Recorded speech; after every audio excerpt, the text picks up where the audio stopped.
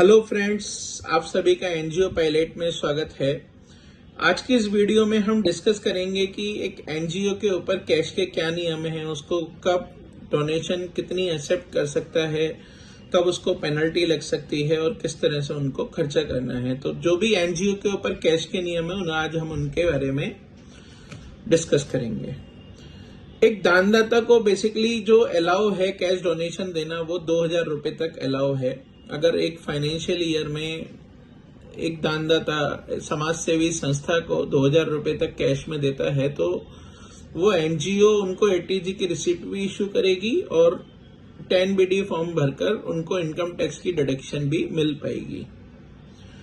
Partial deduction इसमें allow नहीं है। मानो कि अगर किसी ने 5,000 रुपए किसी को कैश डोनेशन दे दी तो ऐसा नहीं होगा कि 2,000 रुपए अलाउ हो जाएगी और 3,000 रुपए डिसअलाउ हो जाएगी। तो बेसिकली इस सब में किसका नुकसान हुआ? इसमें नुकसान हुआ केवल और केवल दानदाता का। एनजीओ का तो कोई नुकसान हुआ नहीं, उन्होंने तो डोनेशन एक्सेप्ट कर ली और अपना समाज सेवा का कार्य कर लिया।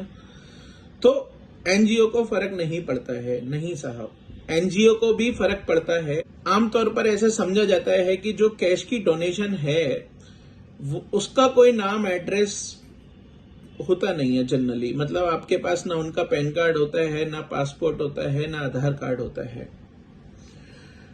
आजकल यूपीआई और क्राउड फंडिंग की वजह से भी ऐसी चीजें ज्यादा होने लग गई हैं एनजीओज में कि यूपीआई में डिटेल नहीं मिल पाती है। कोई भी क्यूआर कोड स्कैन कर आपको डोनेशन दे देता है। तो आपको पैसा आ गया तो उसे वापस तो ऑब्वियसली नहीं करेंगे और डोनेशन का जो आया है उसको समाज सेवा के कार्य में लगाएंगे। तो आपको जो टैक्स के दायरे में अगर आपने 1 लाख रुपए तक की ऐसी डोनेशन ले ली जिसका ना आपके पास पैन कार्ड है, ना आधार कार्ड है, ना पासपोर्ट है, तो उस सारी डोनेशन पे, चाहे वो कैश के माध्यम से हो, चाहे वो यूपीआई के माध्यम से हो, किसी भी माध्यम से हो, 1 लाख रुपए अगर एक फाइनेंशियल ईयर में और 5% ऑफ टोटल डोनेशन जो भी हायर हो तो उसके ऊपर आपको 115 बीवीसी में टैक्स देना पड़ सकता है 30% का।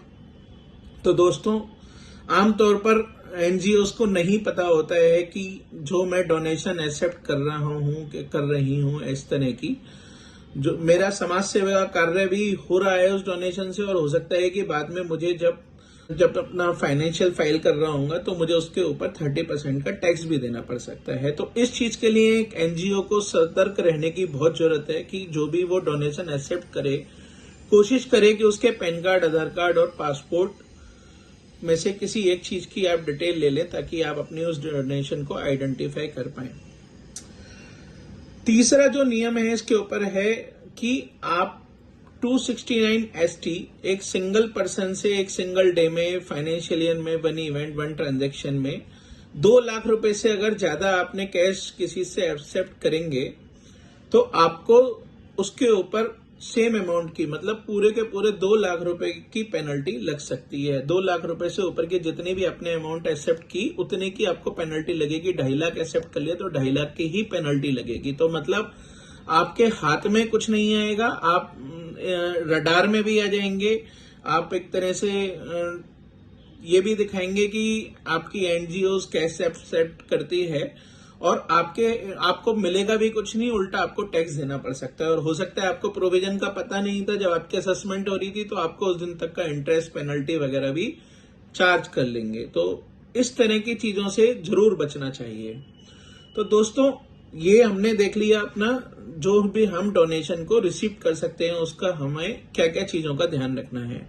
अब अगर जो एनजीओ में कैश की डोनेशन आ गई है तो उसको आपको खर्च कैसे करना है। आपको जो भी खर्चा करना है एनजीओज के लिए या एक आमतौर पर बिजनेस के लिए भी, जो सेक्शन लगता है वो है 40A sub section 3 income tax act 1961 का, जिसके अंदर उन्होंने बोला हुआ है कि आप किसी भी खर्चे के लिए 10,000 रुपए से ज्यादा सिंगल पर्सन सिंगल डे में आप स्पेंड नहीं कर सकते हो। तो मतलब अगर आपको कोई खर्चा करना है तो आप 10,000 रुपए तक का खर्चा कर सकते हैं एक ट्रांजैक्शन के रूप में।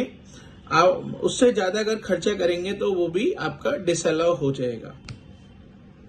तो इस तरह से आपको अपने एनजीओ का कैश एक्सेप्ट करना है, कैश के खर्चे को मैनेज करना है, कैश के खर्चे को पेनल्टी से बचाना है। दोस्तों, इस संबंध में अगर आपको कोई क्वेरी हो तो आप कमेंट बॉक्स में कमेंट करके पूछ सकते हैं।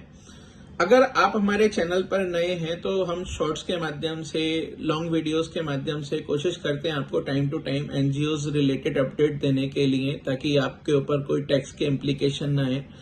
आपकी डोनेशंस वगैरह किस तरह से आप हासिल कर सकते हैं, उस सब चीजों के लिए भी राय देते रहते हैं। आप हमारे चैनल को सब्सक्राइब कर सकते हैं।